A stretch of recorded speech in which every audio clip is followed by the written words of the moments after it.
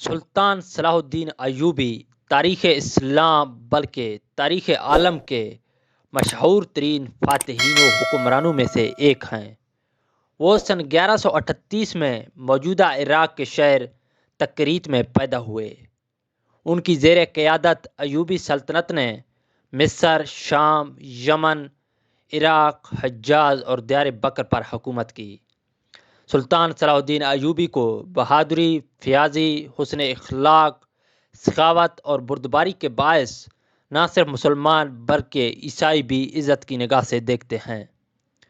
سلطان صلاح الدین کو فاتح بیت المقدس کہا جاتا ہے، جنہوں نے سن 1187 میں یورپ کی متحدہ افواج کو عبرتناک شکست دے کر بیت المقدس ان سے آزاد کروا لیا تھا۔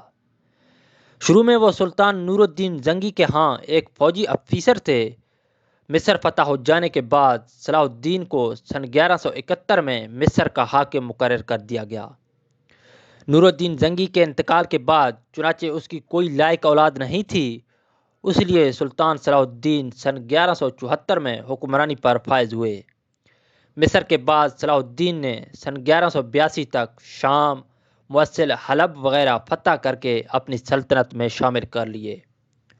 اس دوران صلیبی سردار رینالڈ کے ساتھ 4 سالہ معاہدہ صلح ہو چکا تھا، جس کی روح سے دونوں ایک دوسرے کی مدد کرنے کے پابند تھے، لیکن یہ معاہدہ محض کاغذی اور رسمی تھا۔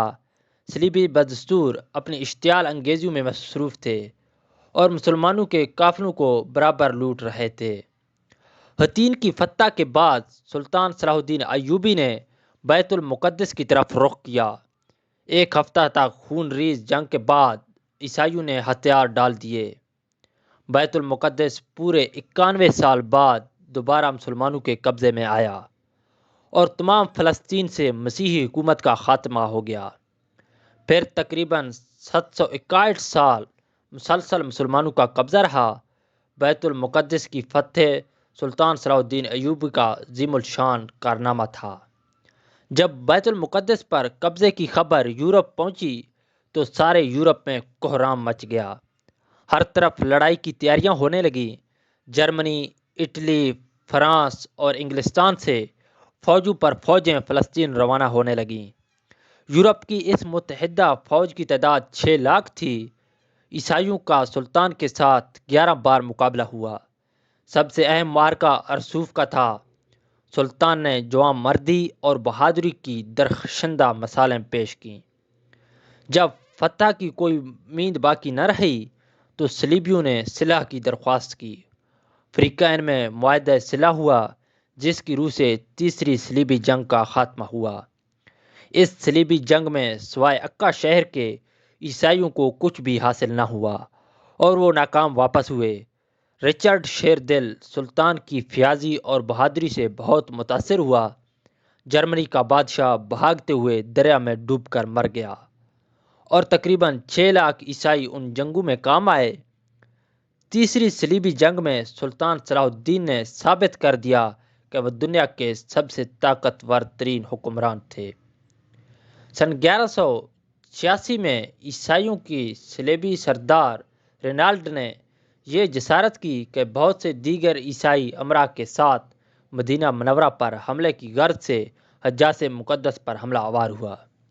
سلطان صلاح الدین ایوبی نے ان کی سرگرمیوں کی روک تھام کے لیے اقدامات کیے اور فوراً رینالڈ کا تعاقب کرتے ہوئے حطین میں اسے جا ملا۔ سلطان نے یہاں دشمن کے لشکر پر ایک ایسا آتش گیر مادہ ڈلوایا جس سے زمین پر آگ بھڑک اٹھی۔ چنانچہ سن 1187 کو حطین کے مقام پر تاریخ کی خوفناک ترین جنگ کا آغاز ہوا۔ اس جنگ کے نتیجے میں 30,000 عیسائی ہلاک ہوئے اور اتنے ہی قیدی بنا لیے گئے۔ رینالڈ گرفتار ہوا اور سلطان نے اپنے ہاتھ سے اس کا سر قلم کیا۔ 4 مارچ سن 1193 سے 56 سال کی عمر میں سلطان صلاح الدین ایوبی انتقال کر گیا۔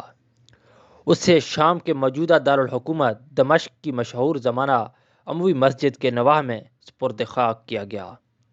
صلاح الدین ایوبی نے کل 20 سال حکومت کی۔ ایک انگریز مورخین پول نے بھی سلطان کی بڑی تعریف کی ہے۔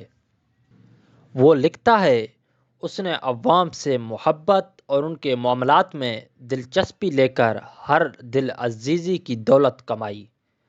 اپنا خزانہ اس نے خلق خدا کی خدمت میں صرف کیا۔ وفات کے بعد دیکھا گیا کہ اس کے ذاتی خزانے میں اپنی تجہیز و تدفین کے لیے بھی ناکافی رقم تھی۔